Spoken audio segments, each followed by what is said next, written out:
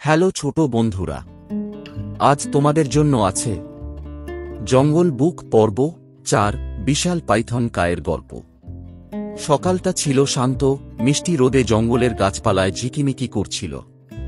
Mowgli, ছোট্ট ছেলে যে নেকড়েদের কাছে পালিত, তার দিন শুরু হল।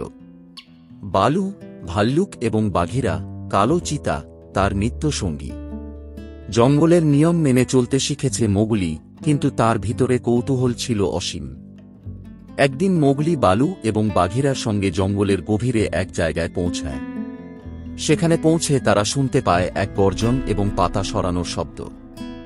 বালু ধমক দিয়ে জানায়, মোগলি, তুমি এখান থেকে এক পাও সরবে না। কিন্তু কৌতূহলী মোগলি কথা শোনে না।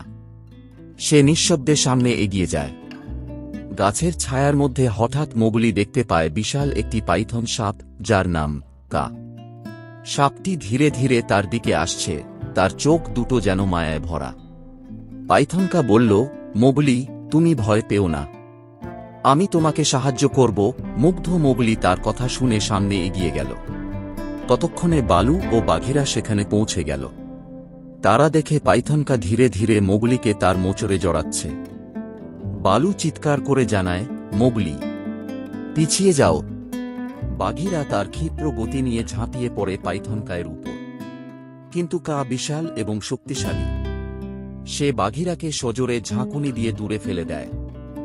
বালু লাঠি নিয়ে কায়ের দিকে এগিয়ে যায়, কিন্তু কা তাকে তেমন পাত্তা দেয় না। মোগলি হঠাৎ বুঝতে পারে পাইথনকা তাকে মারতে চাইছে। তখন তার মনে পড়ে, বাঘিরা বলেছিল, সাহস হারালে বিপদ আরও বাড়ে। তাই নিজের বুদ্ধি কাজে লাগাতে হবে। এবার মোগলি কাছাকাছি কিছু না পেয়ে দ্রুত পাইথনকায়ের চোখে বালি ছুঁড়ে দেয়। কা চমকে উঠে মোগলিকে ছেড়ে দেয়। বাঘিরা এবং বালু মিলে কাকে ধাওয়া করে। পাইথনকা কিছুক্ষণ পরে বুঝতে পারে যে এদের হারানো সম্ভব নয়। সে দ্রুত পালিয়ে যায়। মোগলি তখন বাঘিরা ও বালুর দিকে তাকিয়ে হাসল। বালু বলল, তুমি ভাগ্যবান যে কা আমাদের ভয় পেয়েছে। কিন্তু মনে রেখো, জঙ্গলে সবসময় সতর্ক থাকতে হয়।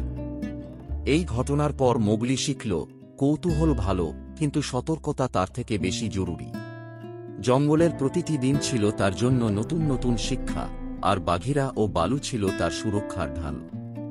এরপর থেকে মোগলি কখনোই বালু ও বাঘিরার কথা অমান্য করেনি। জঙ্গল তার জন্য ছিল এক রোমাঞ্চকর জায়গা, কিন্তু প্রতিটি পদক্ষেপে ছিল এক নতুন চ্যালেঞ্জ। চ্যানেলটি অবশ্যই সাবস্ক্রাইব করুন, কারণ আর কিছু দিনের মধ্যে আসতে চলেছে ছোট্ট কৃষ্ণের গল্প পর্ব ৪ ছোট্ট কৃষ্ণ ও নাগরাজের গল্প। ৩ বন্ধুর গল্প, মা হরিণী ও তার শাবকের গল্প। জঙ্গল বুক পর্ব ৫ জঙ্গলে মাছ ধরা। এছাড়াও আরও আকর্ষণীয় গল্প। চ্যানেলের অন্যান্য পুরানো গল্পের লিঙ্ক ডেসক্রিপশন থেকে পাওয়া যাবে। যদি কোনো বন্ধু থাকে যারা বাংলায় এই ধরনের ভিডিও দেখতে চায়, দয়া করে তাদের সাথে ভিডিওটি শেয়ার করার অনুরোধ থাকল। ভিডিওটি দেখার জন্য আপনাকে অনেক ধন্যবাদ।